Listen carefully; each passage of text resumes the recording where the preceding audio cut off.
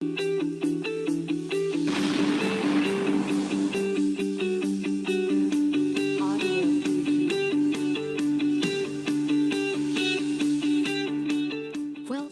to Indonesia Banking School. Selamat datang di Indonesia Banking School. Pada tahun 2014, pengembangan IBS memiliki dua tujuan. Tujuan pertama adalah link and match dengan industri, terutama industri keuangan dan perbankan. Proses pembelajaran diarahkan agar lulusan Indonesia Banking School bisa menjadi sarjana ekonomi yang siap bekerja pada berbagai bidang.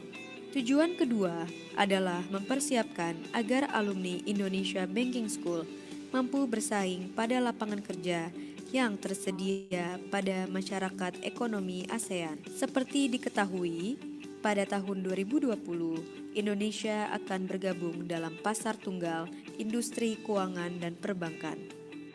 Dewasa ini, Indonesia Banking School menyelenggarakan pendidikan untuk dua strata, yaitu strata 1 yang memiliki 3 program studi, yaitu program studi akuntansi, program studi manajemen umum, dan program studi manajemen keuangan dan perbankan syariah.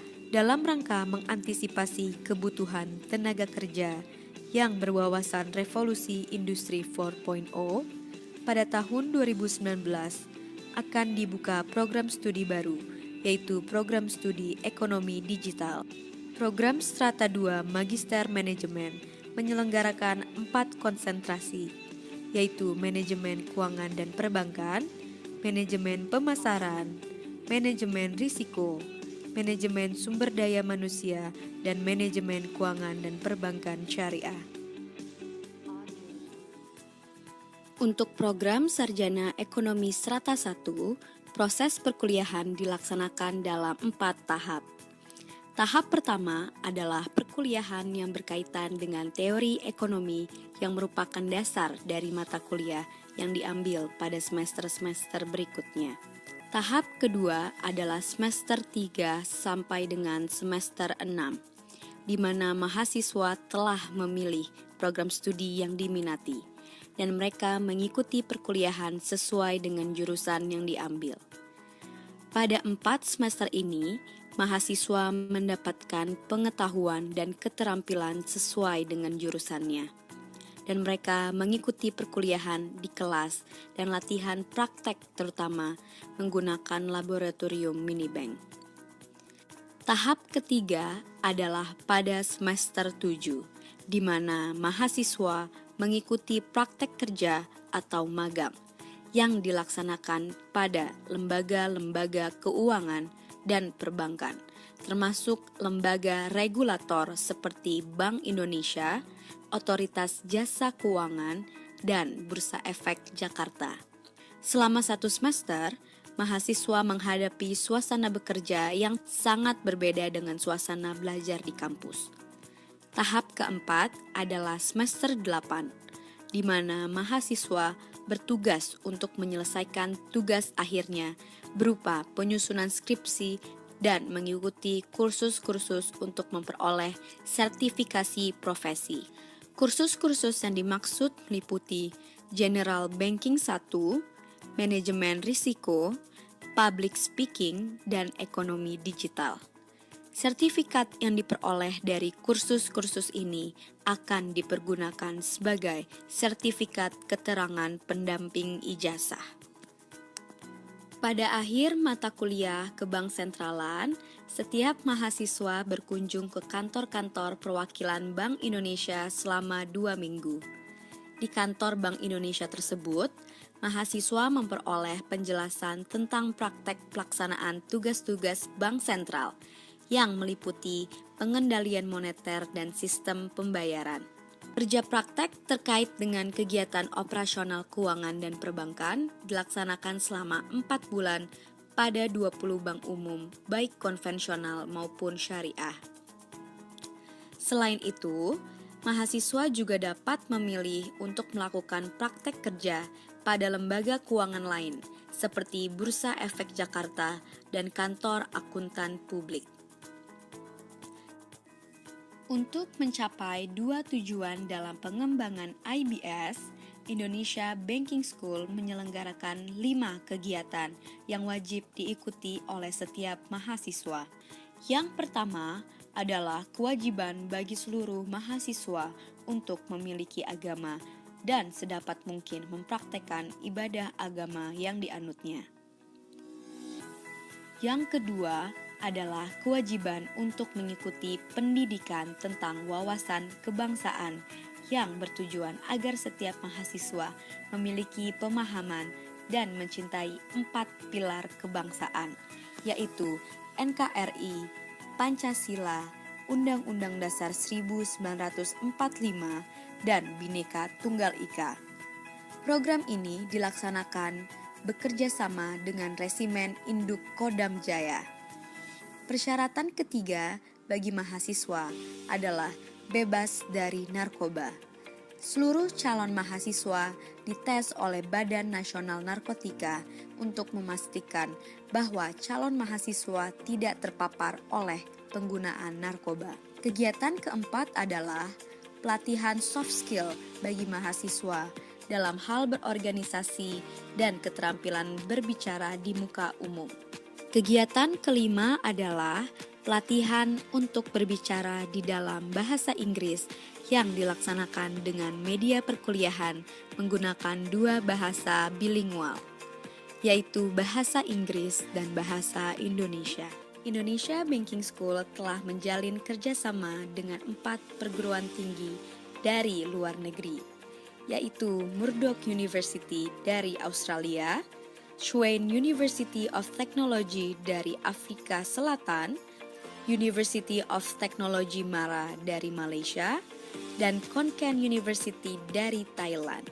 Bentuk kerjasama dengan ini meliputi pertukaran mahasiswa, penelitian bersama dosen maupun mahasiswa, pertukaran dosen tamu untuk menampung pertukaran mahasiswa dari luar negeri. Sejak tahun 2018 di Indonesia Banking School telah dibuka kelas khusus dengan media bahasa Inggris yang diperuntukkan bagi mahasiswa dari luar negeri maupun mahasiswa Indonesia yang sudah lancar berbahasa Inggris. Indonesia Banking School menyesuaikan perkembangan revolusi industri 4.0 dengan menyelenggarakan pendidikan yang mengajarkan mata kuliah baru seperti data science, big data, digital technologies and channels, dan design thinking.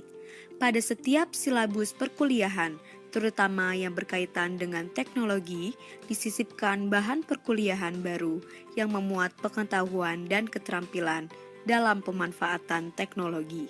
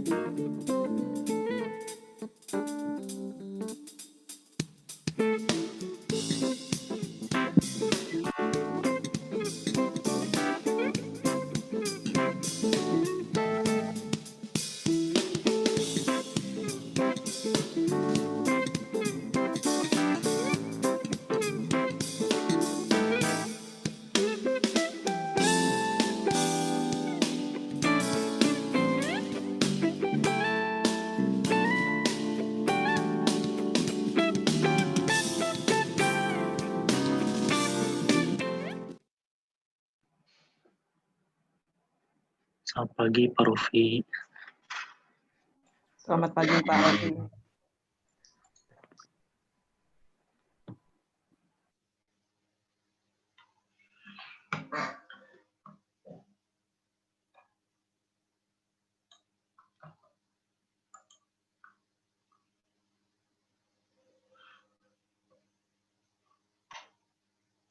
Tisa, suara saya cukup lancar terdengar?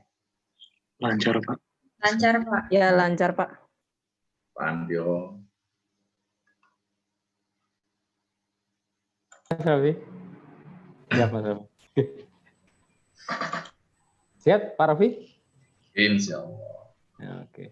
Sip. Semalam tidur jam berapa, Pak Raffi? Ya, ya malam lah. Tisa, ini saya coba tes share screen dulu kali ya. Iya boleh Pak. Ya, boleh Pak. Ini belum ke broadcast ke audiens ya. Boleh Pak.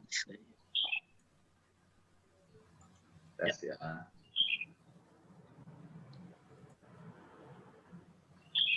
Kelihatan nggak? Oh, Udah kelihatan Pak. Kelihatan Pak. Oke.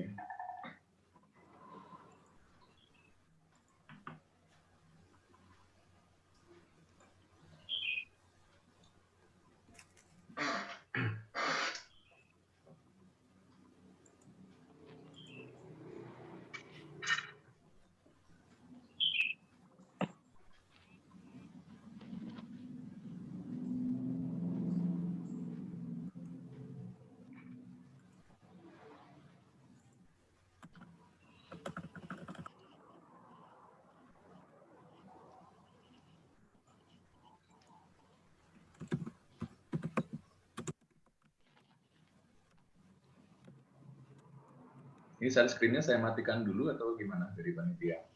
Boleh Pak, dimatikan dulu. Boleh Pak.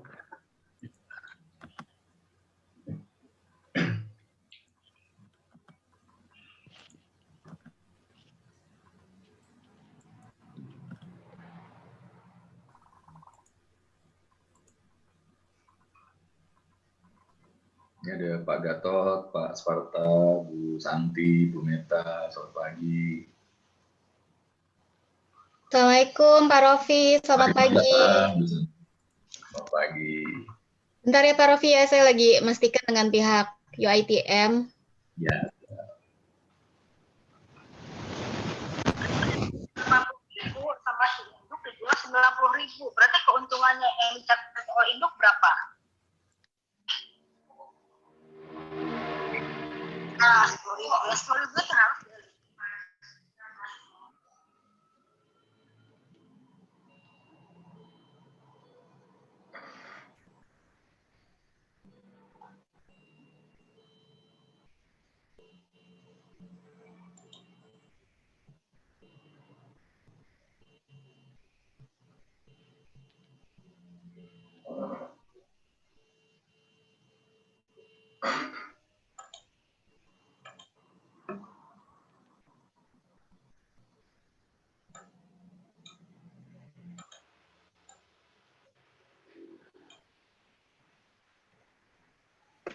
Bu Santi, Mr. Jaslin Dahlan dimasukin ke panelis juga Bu.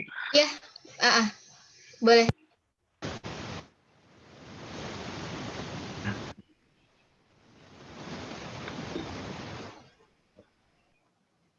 Harga, masukin juga Mr. Husnizam.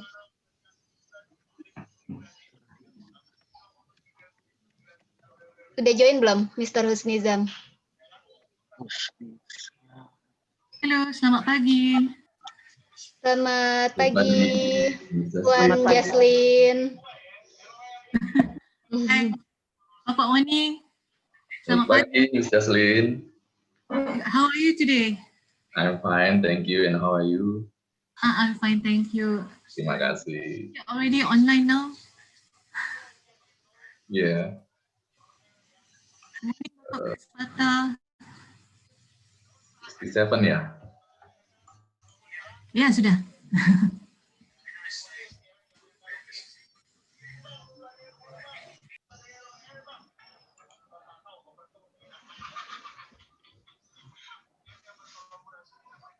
Mr. Husnizam sepertinya belum join.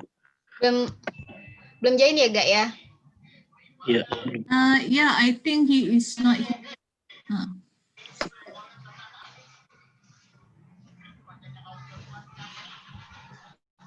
Oke, 9:05 ya, Kania. And tim bisa dimulai. Baik, Bu. Siap.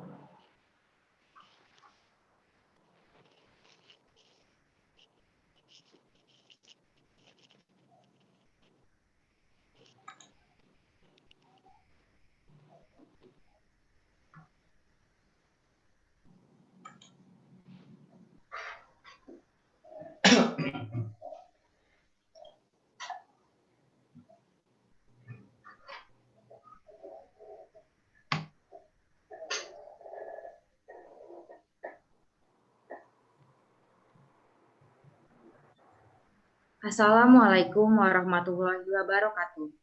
Good morning and healthy greetings and best wishes to all of us. Praise our gratitude to God Almighty because thanks to His grace we can all attend the lecture on the net. We welcome all fellow students and lecturers from UITM and IBS who have attended. Let me introduce myself. My name is Marcella, IBS Management Student Batch 2019 who attend the event this morning. So today we will study together with our lecturer, Mr. Dr. Woni Rofianto, ST, MSc, from IBS regarding trend of Indonesia online shopper. The next agenda is a question and answer session. Before we start this session, let me introduce our speaker.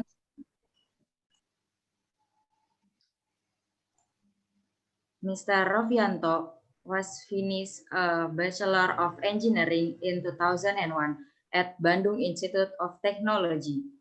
Mr. Rofianto was finished his Master of Management Science in 2004 at University of Indonesia.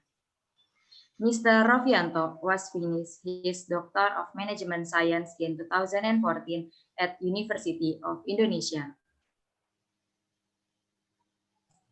Experience.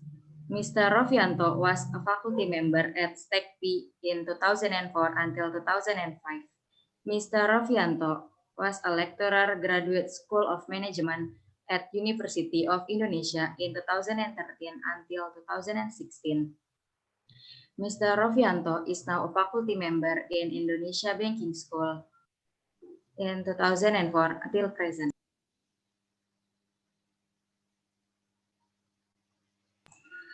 Research and publication. Lestari and Mr. Rovianto in 2020 was made a research titled Multidimensional Consumer Value and Adoption of Mobile Health Service, a study during COVID-19 outbreak in Indonesia at Business Innovation and Engineering Conference. Wulandari and Mr. Rovianto in 2019 was made research titled Faktor Pembentuk Brand Love dan Implikasinya Terhadap Customer Intention, studi pada konteks jasa pendidikan in inovasi.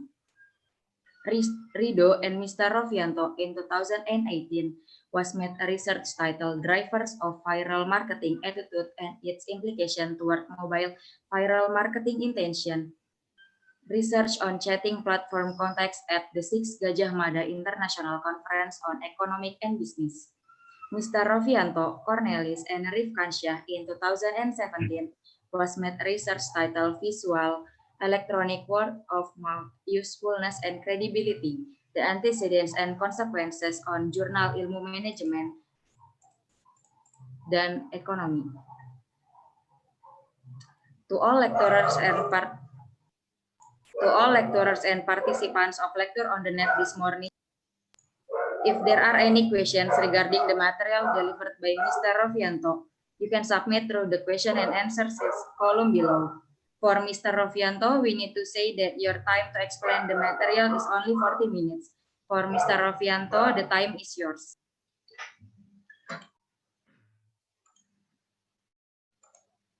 Thank you, Tisa, as a moderator. Ini slide saya apakah sudah bisa terlihat, Tisa? Sudah. Sudah, oke. Sudah, Pak Raffi. Oke, baik. Yang terhormat Bapak Gatot, Bapak Sparta selaku pimpinan IBS, Bapak Ibu, rekan-rekan dosen, Miss Jaslin, Bu Santi, Pak Antio, dan rekan-rekan yang lain, dan adik-adik mahasiswa sekalian, good morning, Assalamualaikum warahmatullahi wabarakatuh. Warahmatullahi wabarakatuh.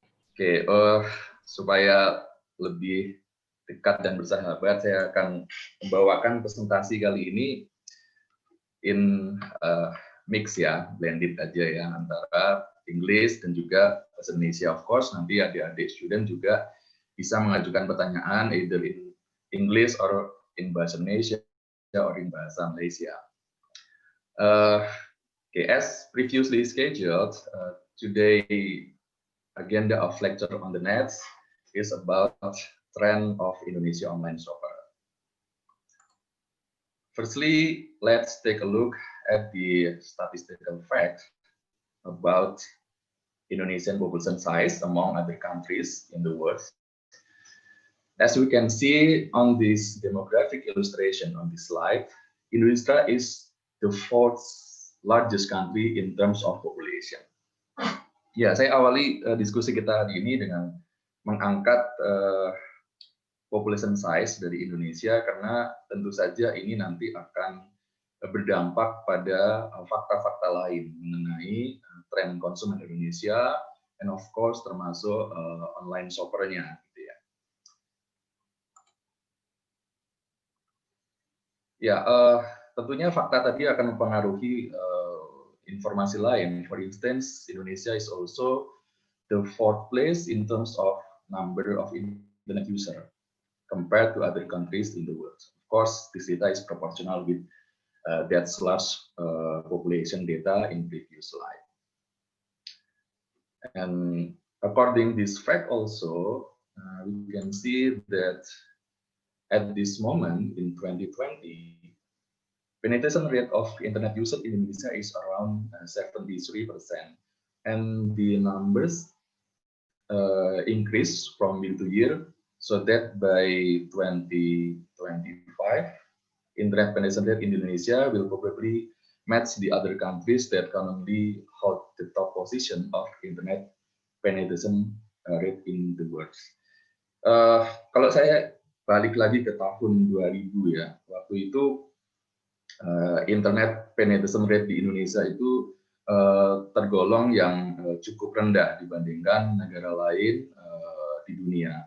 Tetapi satu fakta yang menarik pada saat itu saya ingat growth rate-nya itu termasuk yang tertinggi bahkan untuk level dunia. Jadi tidak heran kalau sekarang Indonesia sudah menduduki tingkat penetration rate sekitar 72%, di mana untuk top tier penetration rate di dunia itu angkanya antara 90 sampai 96%. Dari fakta ini kita lihat bahwa prediksi tahun 2020 kira-kira Indonesia akan berada pada level penetration rate sekitar 89%. Of course, nanti tidak akan ada penetration rate sampai melampaui angka 100%, di mana untuk top tier negara dengan penetration rate tertinggi di dunia sekarang itu angkanya antara 90-96%. Jadi pada saatnya nanti angka penetration rate di Indonesia dan mungkin juga di sejumlah negara-negara lain juga apalagi dengan dampak pandemi yang menjadi salah satu faktor enabler dari budaya untuk hidup di era digital dengan kehidupan digitalnya, itu akan membawa most of countries in the world berada pada tingkat penetration rate yang semakin tinggi. Furthermore, the mobile phone internet user penetration rate in Indonesia is around 67% in 2020. It is slightly below the internet penetration rate. It is indicate that the majority of internet user in Indonesia access the internet via mobile phones, while the rest are accessed via other devices. Ya, angka ini masih sama dengan penetration rate, angkanya senantiasa meningkat dan bisa jadi suatu saat nanti angka penetration rate dari internet dan juga mobile phone internet ini akan berada pada tingkatan yang setara, karena ada faktor semakin lama cenderung ada tendensi untuk terjadinya konvergensi antara devices. Kalau kita perhatikan, zaman dulu jenis devices itu jumlahnya lebih banyak, gitu, walaupun sekarang juga masih banyak. Dulu ada yang namanya kamera, kemudian ada yang namanya GPS, ada yang namanya scanner, ada yang namanya telepon sendiri. Tapi kalau kita lihat sekarang, most of that devices function itu sudah embodied di dalam ponsel. Jadi terjadi konvergensi teknologi ke dalam bentuk devices yang lebih kecil atau bisa dibawa kemana-mana, device yang mobile gitu. Dan ini juga akan berdampak pada perilaku yang bergeser ke arah itu juga, bahwa most of the activity of consumer itu akan perform lewat ponsel. That's why saya juga memperkirakan bahwa mobile phone internet penetration rate ini nanti kurang lebih akan sama dengan internet penetration rate, karena most of people akan beraktivitas dan mengakses internet melalui mobile phone-nya. Itu adalah tren ke depannya, kira-kira seperti itu. But unfortunately, with such a high population and internet rate penetration, Indonesia is only in the top 20, number 20 exactly, in the e-commerce market in the world. This maybe occurs because the transaction value is not as large as other countries with higher position. Ya seperti kita lihat tadi, China, Amerika itu menduduki posisi, dan India ya posisi population yang lebih besar daripada Indonesia. Indonesia berada posisi keempat. Nah, tapi begitu kita bicara top e-commerce markets dengan beberapa konsideran, let's say volume transaksi, kemudian logistik ranking dan segala macam, Indonesia itu jatuh ke angka ranking 20. India juga jatuh ke angka sekitar ranking 15 gitu, sementara China dan Amerika itu bergeser dari rankingnya tadi, Amerika menjadi ranking 1 dan China menjadi ranking 2 kalau kita bicara masalah e-commerce market. Salah satu faktor yang mungkin kita bisa cermati adalah tentunya daya beli dari masyarakatnya itu merupakan salah satu faktor yang terbesar. Tentunya ini berbanding lurus dengan pendapatan dari negaranya. Yang lainnya lagi adalah masalah demografi. Jadi kalau nanti kita akan perhatikan pada slide-slide berikutnya bahwa most of internet shopper itu berasal dari kalangan milenial, itu sekitar 64% lah around itu. Kemudian nanti akan ada generasi Z di bawahnya, but generasi Z itu mostly belum bekerja. Jadi anggaran mereka nggak terlalu besar. Sementara untuk generasi milenial sendiri itu sudah bekerja mostly, tapi mungkin pendapatan mereka secara rata-rata tidak belum sebanyak angkatan yang lebih di atasnya lagi yang sudah lebih senior. Jadi itu mungkin satu faktor yang menyebabkan kenapa terjadi perbedaan antara ranking antara jumlah populasi dengan besarnya e-commerce market di masing-masing negara di dunia. Ya, but kalau kita balik lagi ya merankingnya in terms of the total number of online shopper, Indonesia balik lagi in the 4th position proportional to the population of internet penetration rate dan juga the population itself. Nah, India tadi yang dia populasinya nomor 2 di dunia, dia menduduki posisi 15. Jadi ini kurang lebih kondisinya sama dengan Indonesia, bahwa populasinya tinggi, maybe internet penetration rate-nya juga lumayan tinggi, but volume transaksinya rata-rata mungkin tidak setinggi top rank-nya e-commerce market di dunia. Oke, sekarang kita coba spesifik masuk ke konteks online shopper di Indonesia. Saya coba cuplik dari salah satu survei research yang dilakukan oleh Ipsos. Walaupun nanti kita akan lihat ya, ada beberapa hasil survei yang harganya mungkin slightly different gitu, because metode samplingnya may be different, kemudian juga geographical coverage-nya and so forth itu different, sehingga angkanya mungkin terjadi perbedaan. Tapi untuk masalah ranking, aspek-aspek penting biasanya terjadi similarity antara hasil satu riset dengan another research. Nah, kita lihat dari online shopper demografi, 64% ini dominate by millennials. Milenial tuh sekarang umurnya mungkin sampai sekitar 40 tahun, 25-40 tahun. Ya, sudah menjadi orang-orang yang married, 62%, and 86% is working already. Male 53% and 47% is female. Jadi kurang lebih kalau secara gender itu mirip-mirip. Kemudian untuk geographical average dari online shopper di Indonesia, 25% itu disumbangkan oleh Jakarta, and 17% itu 17% itu dari Greater Jakarta, itu Depok, Tangerang, Bogor, Bekasi, ya, around Jakarta.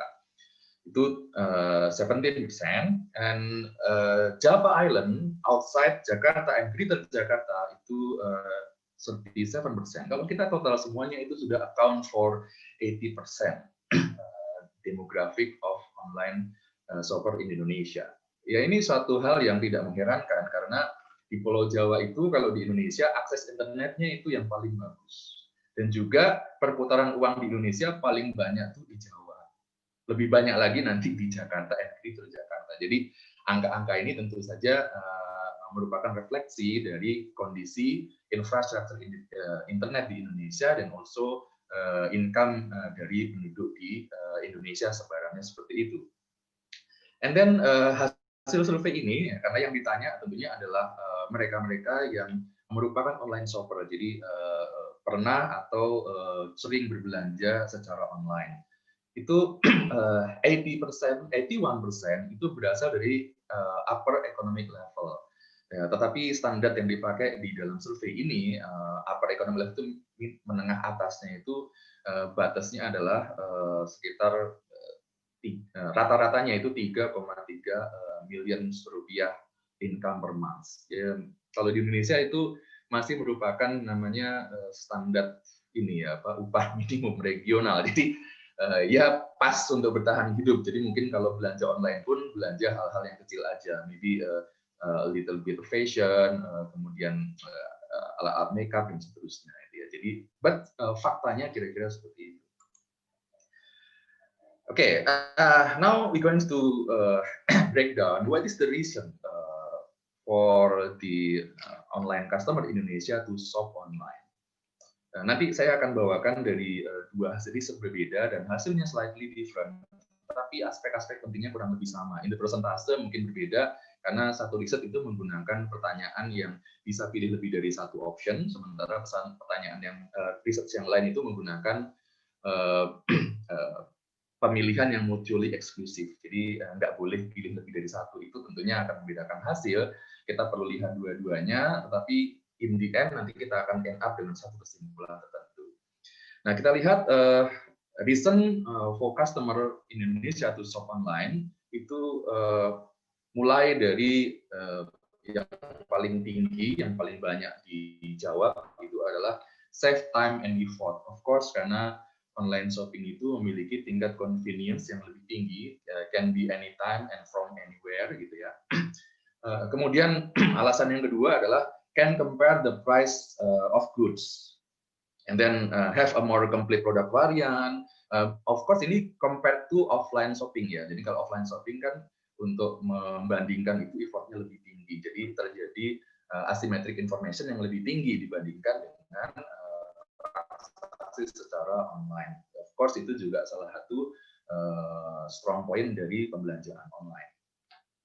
And then faktor berikutnya adalah cashback, free shipping, more payment option, kemudian hal bonus.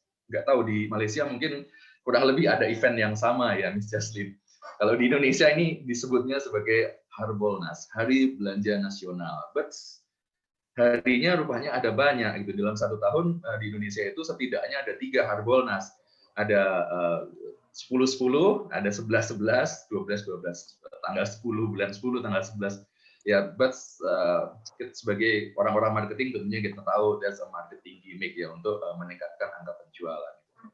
Itu Harbolnas merupakan reason, kemudian can compare seller or review between pelapak or between goods gitu.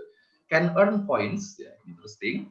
Can compare the quality of the goods, Harbolnas again, gitu, another Harbolnas, then no need to interact with the hal yang menarik di sini, ini saya highlight dengan warna hijau ya. Kalau kita lihat dari 13 reason yang disebutkan oleh consumers di Indonesia untuk belanja online, 7 diantaranya, berarti more than 50% itu adalah aspek harga dan promotional offer. Jadi satu insight yang kita bisa lihat di sini adalah kenapa konsumen Indonesia itu going online dalam berbelanja itu because of the price aspect, mostly ya, tentunya of course ada faktor-faktor lain, masalah convenience dan seterusnya, tetapi cukup besar faktornya itu adalah faktor price and of course the promotional offer yang secara tidak langsung juga akan berdampak pada persepsi harga yang lebih kompetitif. Nah, kalau kita bicara masalah preferred promotional offer, seperti apa yang konsumen itu prefer, mayoritas menjawab 48% itu free delivery. After that cashback, after that discount, and then voucher and so forth itu nggak terlalu signifikan. Cuman ini mungkin kita harus lihat lebih dalam lagi ya. Karena memang yang paling kelihatan, yang paling mostly offered dari platform-platform e-commerce di Indonesia itu adalah free delivery. Sementara untuk cashback dan seterusnya itu kadang-kadang persyaratannya banyak. Jadi maybe itu juga membuat bias ya masalah preferensi promotional offer. Karena kalau saya pribadi belanja online di platform e-commerce yang ada di Indonesia, like Shopee, Tokopedia, Bukalapak, and so forth, itu salah satu keluhan saya sebagai konsumen. Ya. Dan ini pada saat saya berperan sebagai konsumen, not as a lecturer, gitu.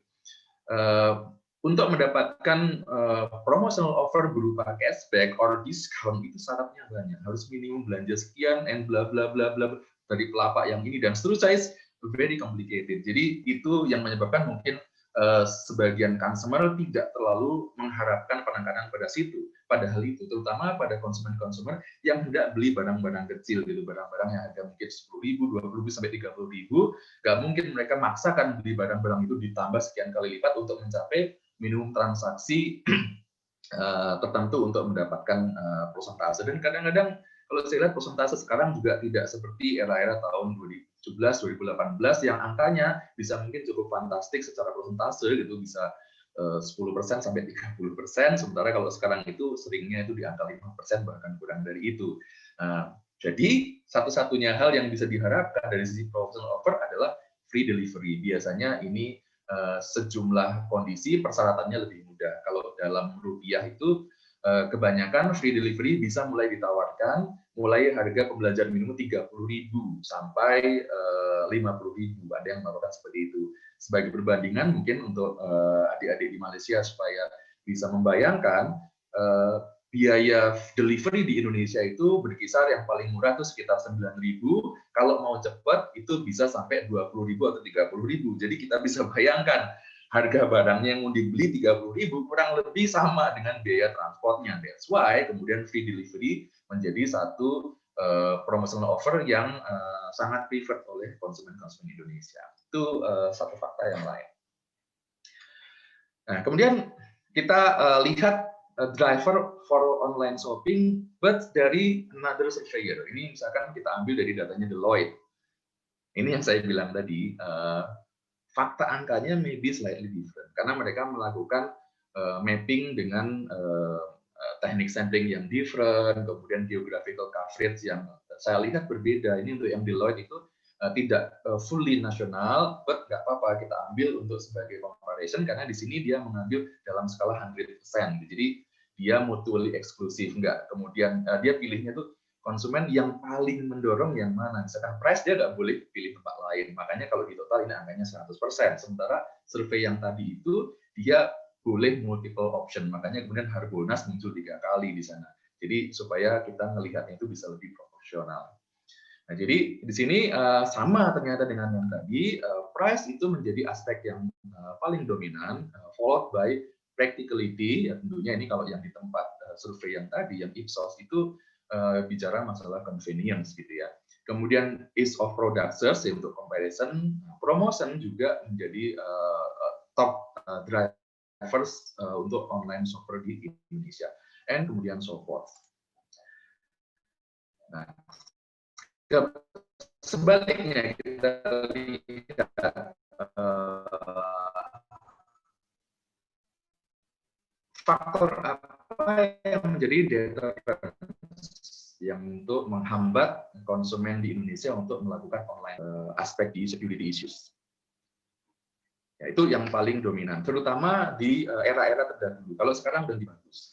Jadi yang sama ya. Jadi istilahnya sering terjadi e-commerce fraud gitu. Kalau kita beli sebagai konsumen, beli kepada merchant gitu, uangnya sudah ditransfer, kemudian merchant-nya is gone. Kita nggak bisa cari lagi, gitu. Di kontak juga nggak bisa karena nomor kita sudah diblok.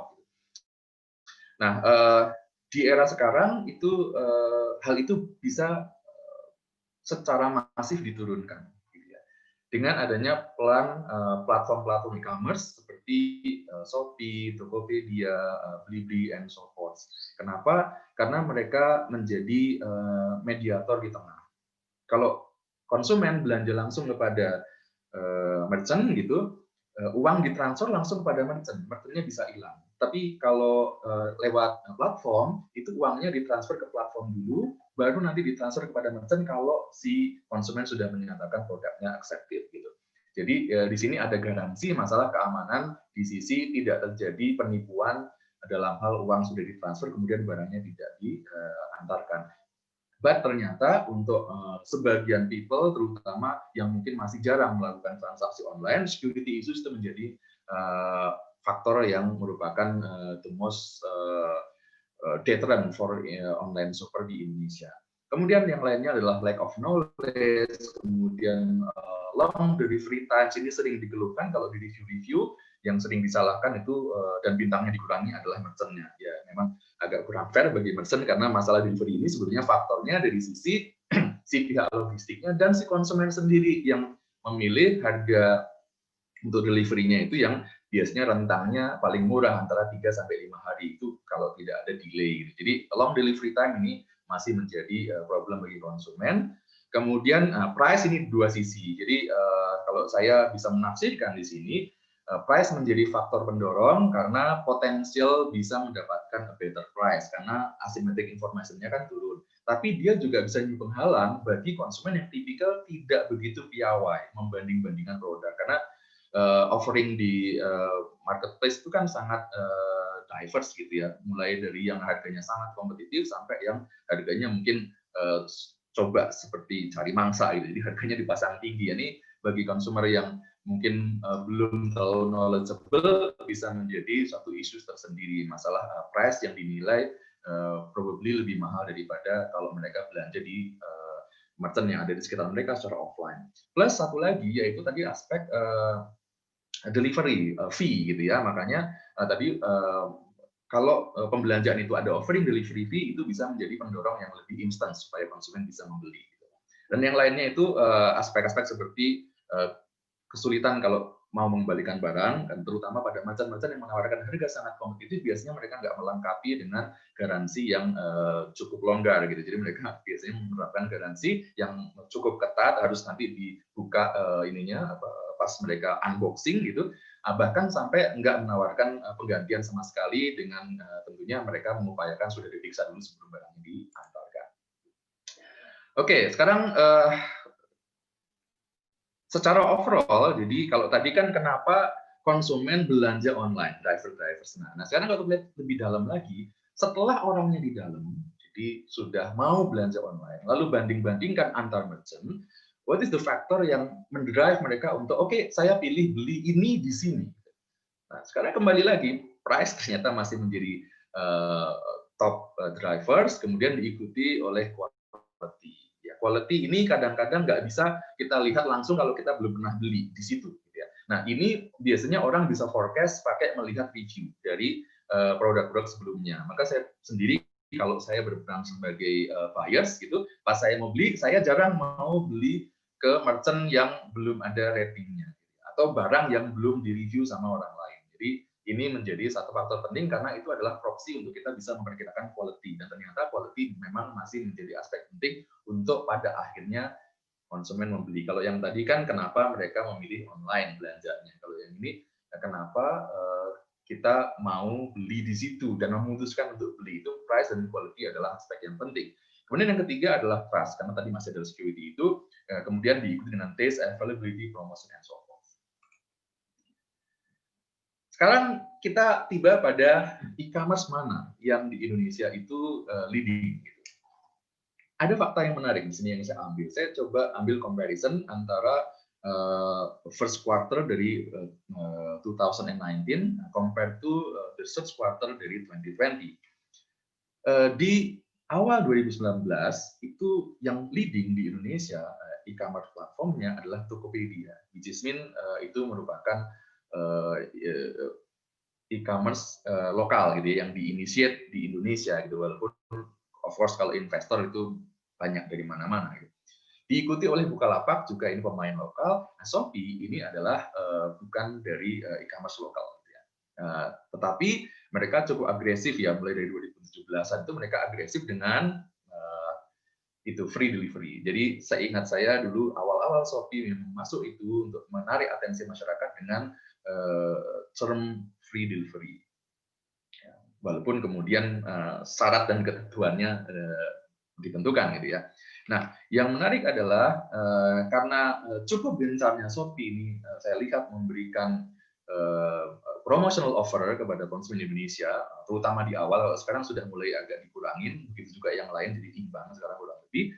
Itu Shopee kemudian bergeser menjadi leading e-commerce platform di Indonesia, baru diikuti oleh Tokopedia dan Bukalapak yang bergeser satu angka di bawah. Gitu. Nah, berarti ini konsisten dengan ini kita tadi ya, fakta-fakta kita tadi bahwa memang aspek price, promotional offer ini yang menjadi salah satu penyebab kenapa orang banyak pilih Dats platform di Indonesia. Ditambah lagi, Shopee ini kan platformnya internasional, jadi dia selain mereka juga menyediakan barang-barang yang di-provide oleh international merchant, kebanyakan tapi dari China. Itu yang kemudian membuat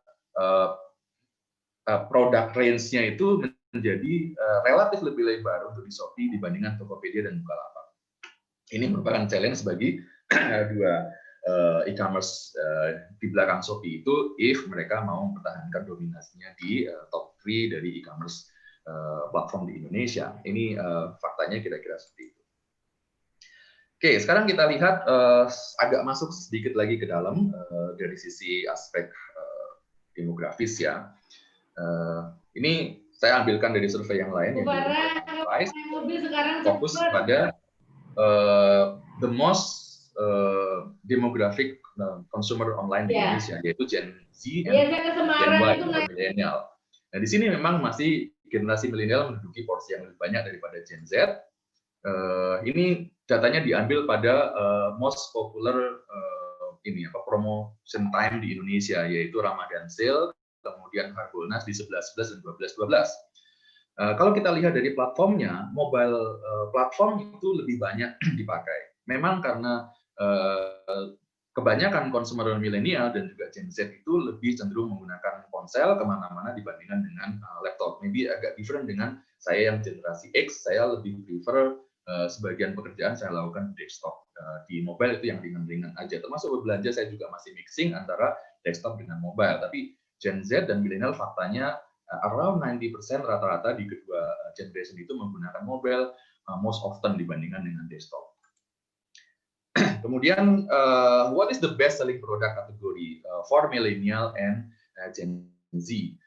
Paling banyak karena mungkin generasinya yaitu elektronik paling banyak. Mereka paling banyak belanja elektronik secara online di situ karena tadi masalah perbandingan harga, spek, kualitas dan seterusnya itu bisa dilakukan secara lebih mudah dan lebih cepat dibandingkan kalau kita harus belanjanya secara offline.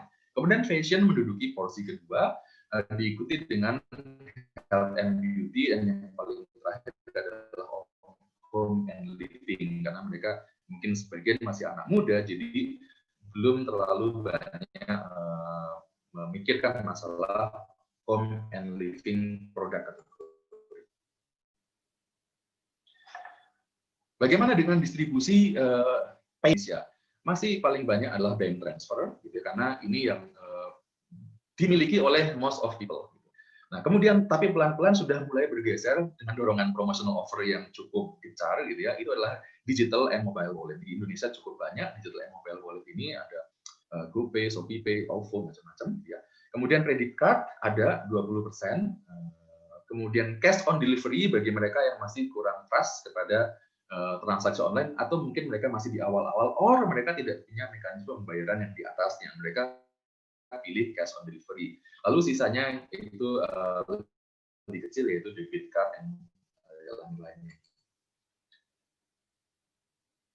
Bagaimana dengan revenue e-commerce market di Indonesia? Break ya, karena kan mungkin bagaimana nanti kalau dengan pandemik, jadi terjadi perbedaan di sana. 2017 sampai 2020 grafiknya naik terus dan predicted 2001-2023 itu semakin lama semakin tinggi dengan porsi yang kurang lebih masih seperti tadi ya. Yaitu elektronik itu dan fashion menduduki posisi yang tinggi, kemudian furniture, appliance dan seterusnya itu ini kategorinya slightly different dengan riset yang tadi karena yang ini saya ambilkan dari statista.com. Tetapi yang jelas fakta yang kita tangkap adalah grafiknya terus naik revenue-nya itu. Tentunya ini dipengaruhi oleh semakin banyaknya offline shopper yang kemudian belanja secara online dan juga online shopper yang kemudian menambah tingkat belanjanya secara online. Datanya ini tahun 2019 itu sebelum pandemi. Terus apa yang terjadi setelah adanya pandemi? Oke, satu fakta, 65% Indonesian consumer experience decrease in household income. But 64% also Indonesian customer are optimistic about the future and will spend more on their household in the future. Hal yang menarik yang lain, terjadi memang pergeseran mana barang yang cenderung banyak dibeli dengan mana barang yang jarang dibeli atau dikonsumsi. 77% itu terjadi peningkatan pada pembelanjaan health products. Grocery 67%. Dan tapi ini secara umum ya, jadi ini tidak kita bicara online dulu. Secara umum terjadi fakta seperti itu. Adanya penurunan income yang tentunya akan mempengaruhi spendingnya, tetapi ada optimistik dan terjadi pergeseran. Mana barang yang banyak dibeli, mana yang jarang dibeli. Kita breakdown lebih dalam lagi.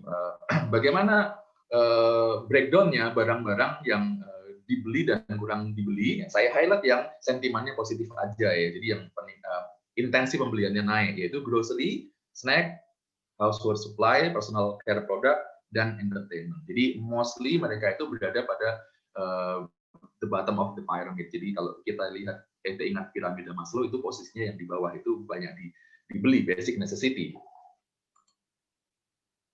Kemudian kalau kita sekarang lihat di sisi online-nya, bagaimana cara mereka membeli kebutuhan-kebutuhan tadi. Nah, kita lihat di sini sebetulnya ada 4 kuadran ya. Jadi kuadran 1 itu di kanan atas, kuadran 2 di kiri atas, kemudian kuadran 3 dan 4 yang kelihatan di sini. Nah, di sini kelihatan most of product kategori itu berada pada kuadran 4. Berarti di kuadran 4 itu dibeli mostly online. Kalau yang di atas itu dibeli in store ya. Nah, sementara yang di kiri itu gabungan ya, yang di kiri itu dia cenderung turun pembelian online atau dia tidak dibeli secara online. Jadi sentimen pembelian online itu rendah. Nah, di sini kesimpulan yang kita bisa ambil bahwa most of product after pandemic outbreak itu geser pembelanjaannya ke online. Even though itu barang-barang kebutuhan sehari-hari itu daily necessities, karena di Indonesia itu bisa beli lewat ada namanya GoShop gitu ya, Grab Grocery, jadi di rumah kemudian belanja barang-barang sehari dari merchant sekitar, tapi secara aplikasi secara online. Oke, kemudian ada satu ramalan gitu ya dari ya kalangan ahli ya, bahwa di Indonesia dan mungkin juga di negara-negara lain terjadi sejumlah shift. Ada 4 yang besar, tapi saya akan highlight 3 aja yang terkait sama online, yaitu nomor 1, 2, dan 3 ya. Jadi adanya budaya stay at home lifestyle. Yang dibeli apa? The bottom of the pyramid. Jadi basic necessity kalau kita refer back kepada piramida Maslow itu, kebutuhan dasar, sandang, pangan, papan, kira-kira gitu. Terutama sandang pangan ya. Dan kemudian karena stay at home lifestyle tadi, maka kemudian juga muncul budaya go virtual. Implikasinya apa? Bagi pembelanjaan offline mungkin terjadi, tapi bagi pembelanjaan online, it means terjadi increase. Berarti daya beli turun, tetapi pembelanjaan online naik. Jadi membuat kita bertanya-tanya sekarang, after pandemic, dan mungkin beberapa tahun ke depan, pembelanjaan online ini grafiknya bagaimana? Apakah naik seperti prediksi awal tadi, ataukah stagnan, ataukah turun? Nanti kita akan lihat. Nah, sekarang kita lihat dulu ininya, secara umum, bagaimana spending di Indonesia. Kita lihat dulu dari 2019 awal ya. 2019 ini kira-kira angkanya di sini gitu ya. Kita lihat dari grafik kualitatifnya aja biar cepat gitu. Kemudian di 2019 akhir gitu ya, tengah gitu ya, itu mulai naik, akhirnya naik lagi. Januari masih tinggi, mulai kemudian jadi pandemic outbreak di Indonesia, itu kira-kira bulan Maret gitu ya, itu spending turun, ya. Tentunya sebagai dampak juga dari income yang turun. Kemudian puncak terendahnya adalah pada kisaran bulan Mei, Juni, Juli, gitu ya, itu rendah sekali. But sekarang kita lihat sudah ada bounce back. Jadi sampai Oktober, data sampai Oktober ini sudah naik lagi angkanya. Sudah kurang lebih sama dengan Januari 2019, berarti sudah terjadi proses bounce back karena mungkin masyarakat juga sudah semakin terbiasa menghadapi pandemi dan juga mereka sudah mungkin ketemu solusi-solusi untuk survive di masa pandemi, dan juga of course dari pihak government juga tentunya do something ya about this problem. Oke, ini yang terakhir ya. Jadi finally, kalau kita penasaran, gitu ya, jadi gimana growth revenue dari online shopping, online transaction di Indonesia after the pandemic outbreak. Ya, posisi kita sekarang di 2020 di sini, walaupun tidak seoptimistik forecast-nya, ya, karena ini data yang sudah di-adjust dengan adanya aspek pandemik, gitu ya. Kalau tadi itu kita lihat 2020 sampai 2005 itu grafiknya agak slightly eksponensial, ya, agak naiknya lebih tinggi. Tapi karena adanya COVID lebih landai, but still it is growing. Indeed, memang daya beli masyarakat turun karena terjadinya pandemi yang berdampak juga pada aspek ekonomi, but dibarengi dengan itu ada terjadi proses shifting. Jadi konsumen tetap harus penuhi kebutuhan sehari-harinya, daya belinya turun, salah satu solusinya adalah mereka melakukan pembelian secara online. Jadi khusus untuk transaksi online, grafiknya tetap naik, walaupun kenaikannya lebih landai daripada prediksi semula sebelum adanya pandemi. Oke, itu kira-kira Bapak Ibu rekan-rekan dosen dan adik-adik sekalian, sejumlah informasi yang saya bisa share pada kegiatan kita hari ini tentang tren pada online shopper di Indonesia. Saya kembalikan lagi kepada moderator. Terima kasih. We would like to thank Mr. Rofi for the inspiring presentation of the material. Henceforth, we open a question and answer session. For Mr. Rofi, I will read the question. Mr. Rofi from Dr. Antio Pracoyo. Mr. Rofi, how business people must respond to technological advance 5.0? Ya, thank you, Mr. Antio. Ini Mr. Antio ini sahabat dekat saya, sudah bersama-sama lama di IBS. Bagaimana business people harus merespon pada advancement teknologi sampai nanti pada teknologi 5.0. Mungkin saya setuju ya dengan salah satu kesepakatan lah para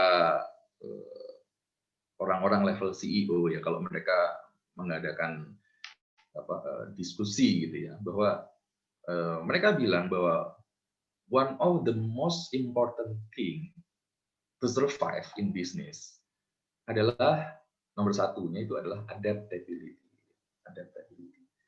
Nah, tetapi eranya sekarang kan semakin dynamic, semakin turbulen. Kemudian juga berubahnya tuh cepat. Orang bilang itu eranya tuh era VUCA, gitu ya. Volatile, uncertain, kemudian complex, ambigu. Gitu ya. Nah, jadi proses atau kemampuan adaptifnya ini dituntut untuk lebih tinggi lagi. Apalagi dengan sekarang adanya pandemi gitu ya, yang seperti menghantam kebiasaan-kebiasaan lama kita gitu ya. Dan sebagian kalangan prediksi kalau dampak pandeminya itu agak panjang, sampai mungkin setahun sampai 2 tahun gitu, sebagian budaya lama itu kemudian akan bertransformasi menjadi budaya-budaya dan kebiasaan yang baru, atau orang kenal sekarang dengan budaya new normal. Nah, ini tentunya menuntut adaptability itu lebih tinggi lagi. Nah, kalau di orang-orang bisnis itu ada yang namanya istilah agile, gitu. Jadi lincah. Tidak hanya sekedar adaptif, tapi adaptifnya itu harus lincah, gitu ya. Karena kondisinya semakin lama semakin nggak pasti. Nah, terkait dengan yang lincah atau agile tadi, ini tentunya menyangkut berbagai aspek. Mengenai cara pandangnya juga, kemudian adaptasi pada teknologinya.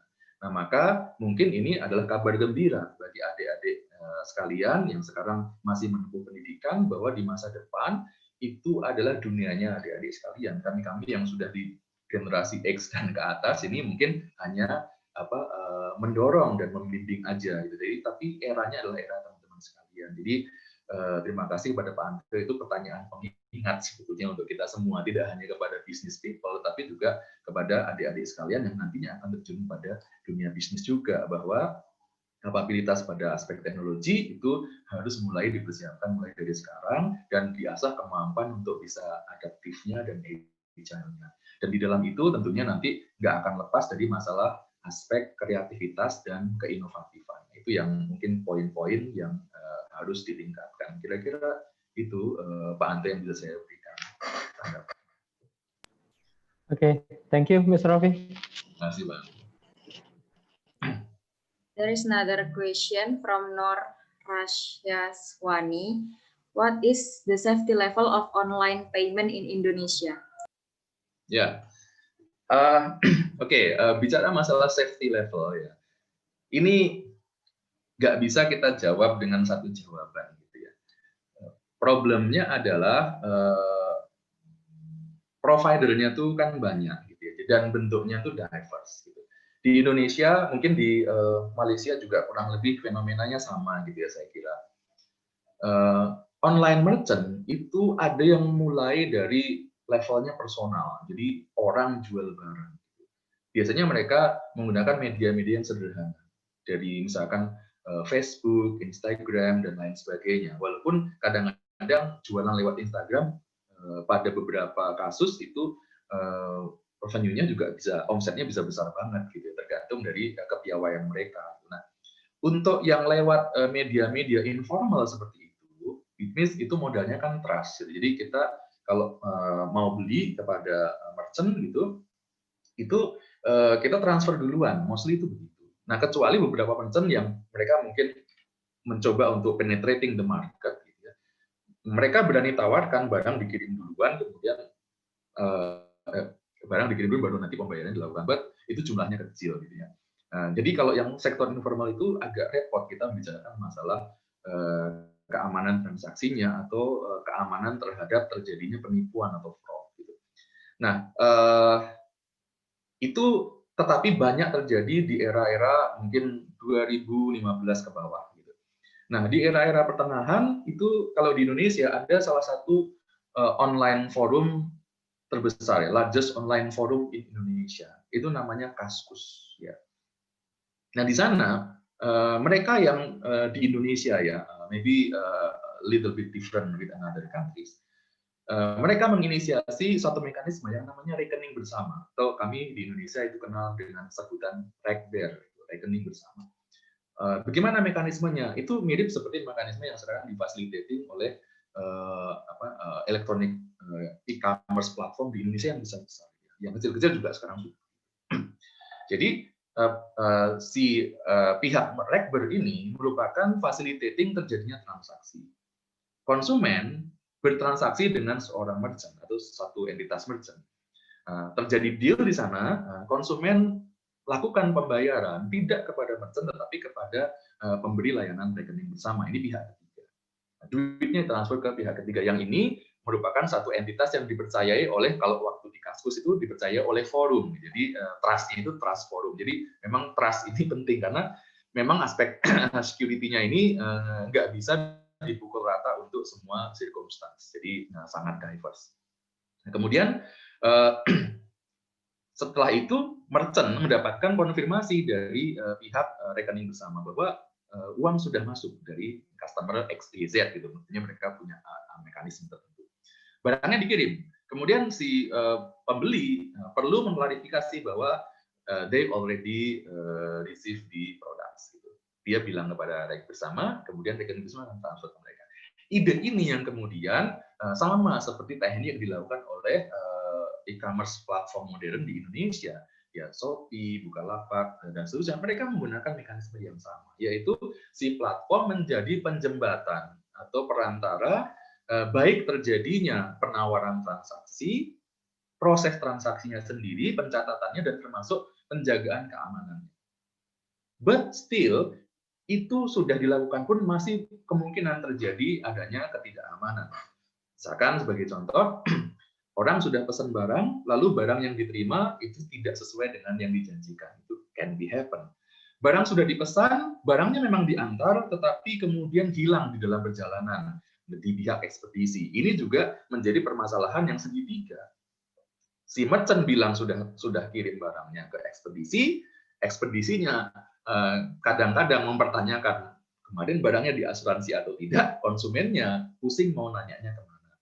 Ya, beruntungnya ada yang tadi namanya platform. Platform ini juga bisa menjaga terjadinya kondisi hal itu terjadi resolusi. Nah ini kalau ini saya pribadi pernah mengalami. Jadi saya belanja barang, kemudian barangnya kalau dilihat di sistemnya itu sudah dikirim oleh merchant, tetapi kemudian barang tidak nyampe-nyampe, kemudian si pihak ekspedisinya bilang bahwa mereka menghilangkan dead things, barangnya hilang gitu. Lalu saya tanya, bagaimana kemudian kalau barangnya hilang diganti 10 kali dari jumlah biaya pengirimannya. But problem terjadi manakala nilai barang yang kita beli itu di atas dari 10 kali biaya yang di-cover oleh penggantian mereka without asuransi. Pada saat itu, karena seperti biasa, konsumen di Indonesia belanja dengan free ongkir, di free ongkir tidak ada option insurance. Kalau sekarang sudah diperbaiki mungkin karena banyak kasus seperti yang saya lakukan. But saya mau kasih contoh bahwa even though itu terjadi, si platform bisa menjadi perantara untuk menyelesaikan masalah, menjadi mediator. Yang waktu itu saya lakukan adalah saya menuntut hak saya kepada waktu kebetulan merchantnya ini platformnya adalah Shopee.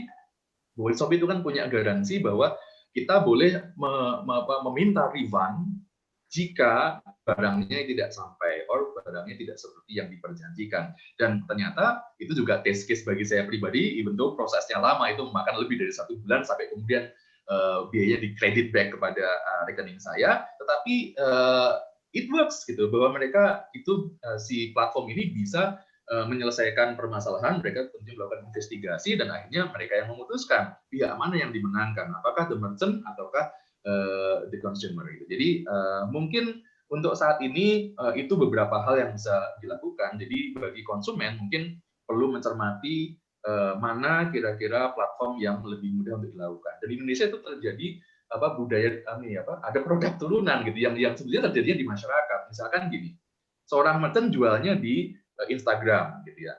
Kemudian konsumennya nggak percaya kepada si merchant ini karena jual Instagram, takut terjadi uang transfer kemudian barang nggak nyampe. Kemudian mereka bersepakat, tolong dibuatkan pesanan saya via platform, either Bukalapak, Shopee, ataupun Tokopedia. Dan kemudian konsumen dan merchant melakukan transaksi di sana. Tapi itu hanya metode untuk terjadinya transaksi pembayaran aja. Kemudian hubungan selanjutnya adalah si merchant dengan si konsumen gitu ya.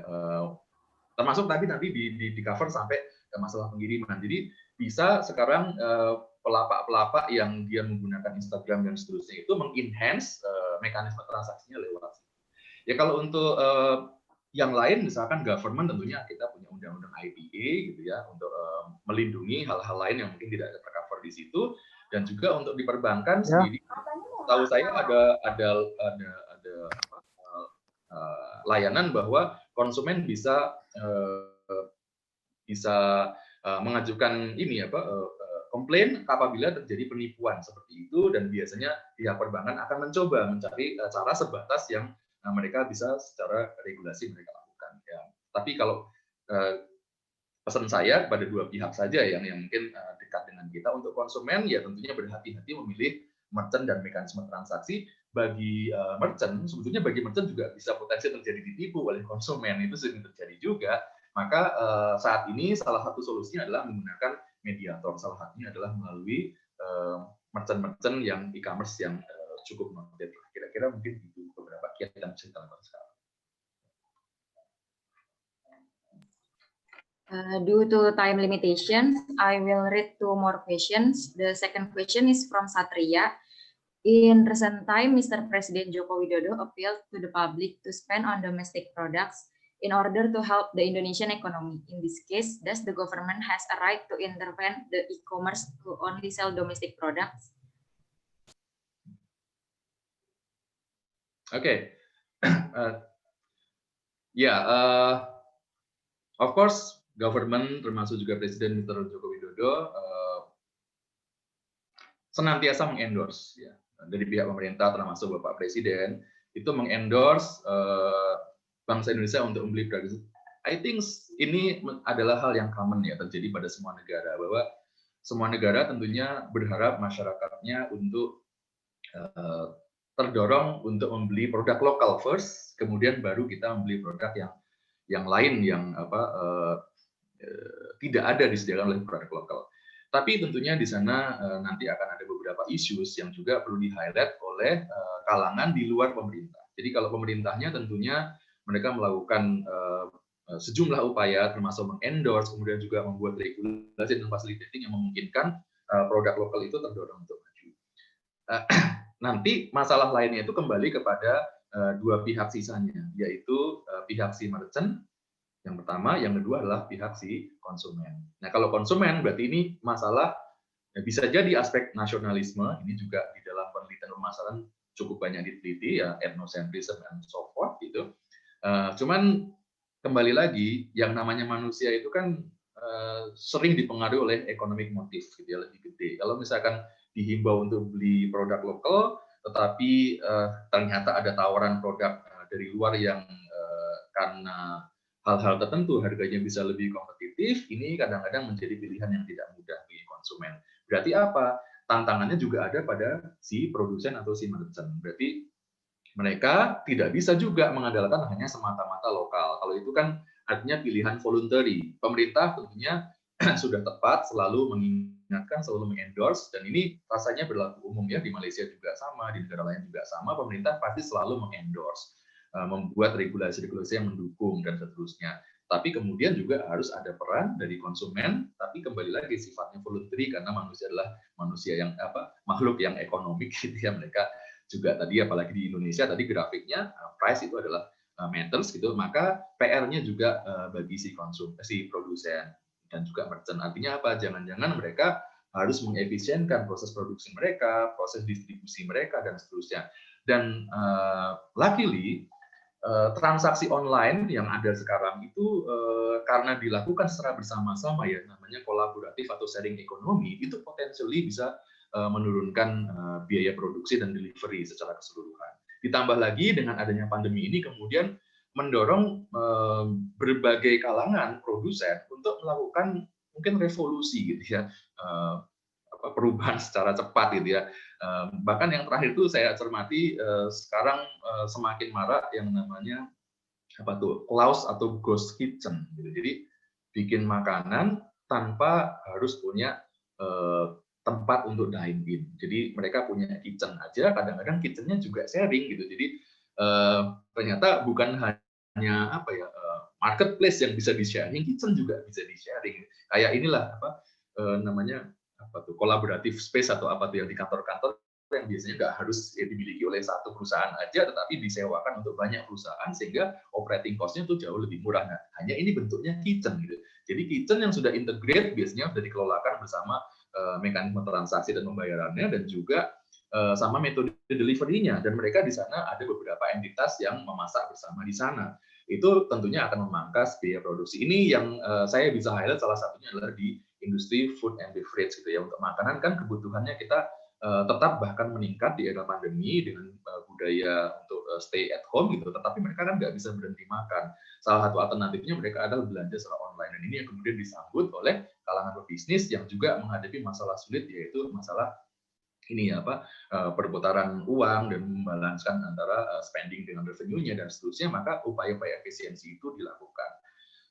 Nggak tahu untuk barang-barang lain mungkin kita harus sama-sama berinovasi gitu ya, supaya harganya menjadi lebih kompetitif. But still maybe for some product itu kita nggak bisa semuanya produksi di dalam negeri. Pasti ada juga produk-produk yang dengan sangat terpaksa kita split dari negara lain dengan berbagai alasan, entah harganya lebih mahal atau negara kita nggak bisa produksi, atau karena emang nggak efisien kalau misalkan dilakukan transaksinya seperti itu. Jadi itu kira-kira yang saya bisa jawab dari pertanyaan ketiga. Thank you, Mr. Rofi. There is the third question and also the last from Nurul Syakirah binti Zulamran. Dr. Woni, what is Indonesian consumer expectation of online shopping? Oke. Ya, satu, after the pandemic outbreak, tadi kita lihat faktanya adalah around 64%, jadi more than 50% consumer in Indonesia in general itu punya sentimen positif ya terhadap spending umum dulu. Jadi untuk spendingnya after pandemic ada sentimen positif. Orang akan spending lagi as long as they have the money, of course. Kemudian kita lihat juga dari grafik spendingnya secara statistik tadi, di bulan-bulan September, Oktober itu sudah bounce back. angkanya sudah kurang lebih sama dengan tahun 2018. Jadi kita lihat ada perbaikan spending. Jadi mungkin masyarakat sudah menjadi terbiasa, jangan-jangan menghadapi pandemi itu sudah menjadi bagian kenormalan dalam kehidupan mereka yang baru. Jadi mereka mulai tidak setakut kemarin-kemarin. Kalau kemarin kan begitu kepanikannya levelnya tinggi, orang nahan uang. Jadi mereka nggak mau spending. Maka kemudian angkanya drop. Paling spending itu ya untuk barang yang memang harus di-spend, ya, untuk makan gitu, untuk pakaian juga kan bisa dikurangin. Makan dan alat-alat kesehatan gitu ya, itu yang paling banyak. Makanya kemudian angkanya drop sekali. Tetapi sekarang sudah bounce back karena masyarakat sudah menjadi lebih tenang dan mereka sudah bisa adaptif dengan situasi yang baru. Jadi sentimen belanjanya secara umum naik. Nah, bagaimana dengan online? Karena tadi terjadi pergeseran terpaksa gitu ya. Jadi kan gini, sebetulnya transaksi online, online learning, work from home, itu teknologinya sudah ada dari beberapa tahun terakhir. But rupanya kita terlalu reluctant, nggak mau geser ke sana. Kita nyaman dengan apa yang sudah ada sebelum-sebelumnya. Maka dikatakan pandemik ini justru merupakan enabler. Sebetulnya kita sudah able, tapi ternyata harus di-enabler gitu. Harus ada faktor yang memaksa gitu supaya kita geser. Gitu. Jadi kalau kita lihat skopnya spesifik pada transaksi online, bagaimana persepsi konsumen online ke depan, kemudian prediksinya mengenai bisnis online di Indonesia dan maybe in other countries, Malaysia juga, kurang lebih trennya akan sama. Gitu. Bahwa semakin lama ini kasus pandemi ini bertahan, maka akan semakin banyak budaya yang bergesernya itu permanen. Jangan-jangan nanti kita akan semakin banyak melakukan kegiatan pembelajaran seperti ini. Dan tentunya saya lihat berkahnya juga banyak. Kita sekarang dengan UiTM bisa menjadi lebih dekat. Kalau dulu kan kita mau kuliah bersama, kadang-kadang ragu-ragu apa iya IBS harus datang ke UiTM harus datang ke IBS, atau jangan-jangan Vcon. Tapi dulu kan Vcon tidak semasif sekarang. Kita tuh reluctant banget gitu loh untuk pakai Vcon. Nggak seperti biasanya, nggak bisa interaktif dan segala macam. Tapi begitu dipaksa, ternyata kan kita bisa. Dan kita bisa sekarang melakukan banyak sekali pekerjaan di waktu yang hampir bersamaan.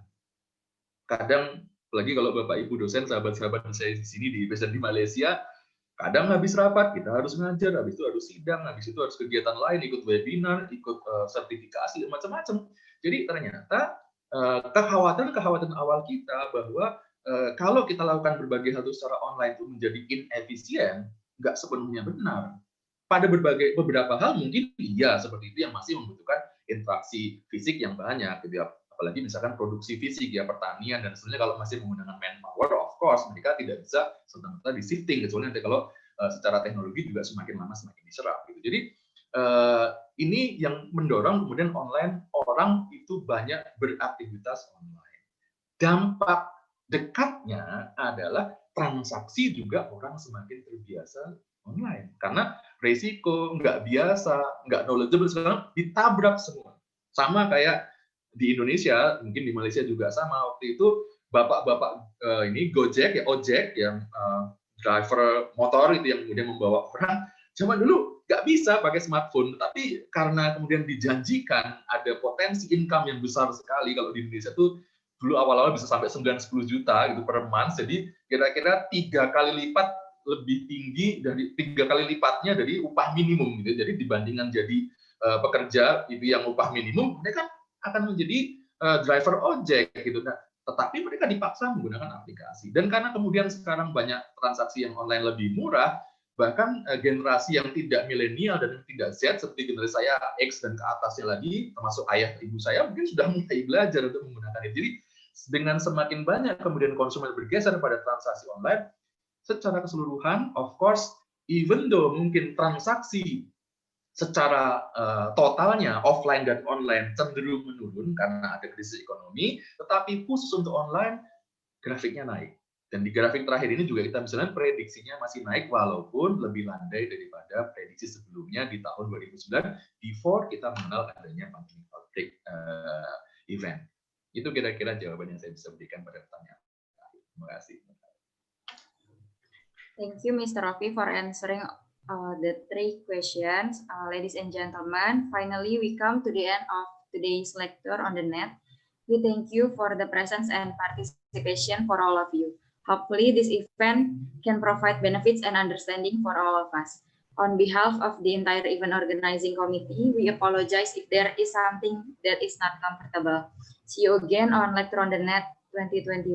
Wassalamualaikum warahmatullahi wabarakatuh. Waalaikumsalam. Waalaikumsalam. Thank you, Miss Jaslyn. Thank you, Bapak Roni. Jumpa lagi ya. Jumpa lagi, insya Allah. Ya. Pak Bambang, Pak Ini Eri. Bapak Gatot. Yeah, I want to comment on your research. You know, the data that you have compiled and presented today. Excellent job, excellent job. Thank you, Miss Jaslyn. Terima kasih Pak Rofi. Halo Pak Warren. Oh, Bapak Mbak Bambang. Rofi, Mbak Gatot. Apa kabar? Thank you very much. It is Ibu the excellent Jaslyn. presentation. Ya, Bapak. And very useful. Bu Jaslyn, terima kasih Thank you banyak so Bu. much. Presentation. Thank you so much for the opportunity. So, I disregard for all Jaslyn, terima kasih our banyak Bu. colleagues and the UITMs. Okay, thank you Bapak Gatot. Salam sehat, Ya, healthy, and happy. Alhamdulillah. Amin. Be safe everybody. Yeah. Mask all the time. Yes.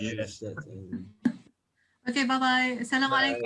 Bye. Waalaikumsalam. Waalaikumsalam. Terima kasih Mas Sofi, bagus Mas. Dari terima kasih. Terima kasih bantuannya. Bagus. Ya, Pak Gatot, terima kasih Pak Gatot. Terima kasih Pak Rofi. Terima kasih Pak Terima Rofi. kasih Pak. Terima kasih Pak Eri. Terima kasih. Ya, Pak Bambang. Terima kasih Pak Rofi. Mas Bapak Ibu, Bambang. terima kasih. Bu Santi, terima kasih Bu Terima kasih, Santi. Mbak Santi. Terima kasih Pak Bambang sama-sama. Ya. Mas Rofi, Mas Rofi. Mas Pata, terima kasih. Pak Ati, terima kasih. Pak Antio Terima tuh kasih ada. Pak Erik, Mas Pak Erik. Bata. Wah, good. Selamat Terima kasih. Ramadan, terima Mbak kasih. Santi. Terima kasih Pak Bambang. Ya, Ramadan. Oke. Akan terlibat lagi ya, Ya, yang teman-teman acara kapan itu? Semua ya, Assalamualaikum. Saya Sudah mohon diperintah. ini ya. Ya. Ramadan kan sama Iya, Bu. Pak Erik udah komunikasi ya? Terus Oh iya sudah Pak, komunikasi yang sama- maafin masyarakat. Oh iya, oke. Iya. Jumat ya? Iya Pak. Oke. Thank you. Mantap Mas Rofi, mantap.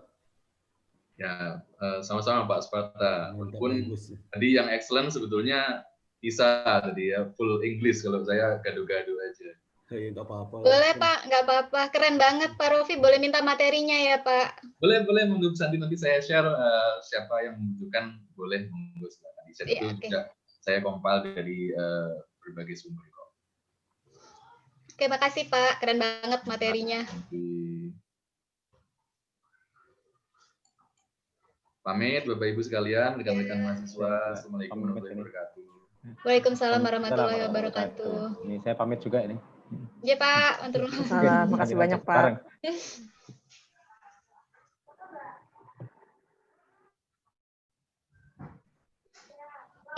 Oke, saya undur diri semuanya. Makasih Pak Sparta, Mbak Asri, Pak Dik-Dik, Pak Hartri, Bu Nel, Kania, and tim. Terima kasih Good job. juga nih.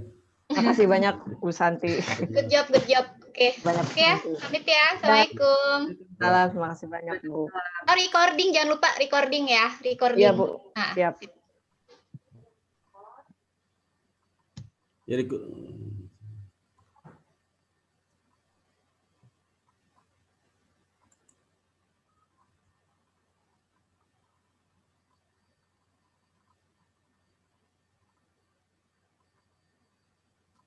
Our YouTube channel platform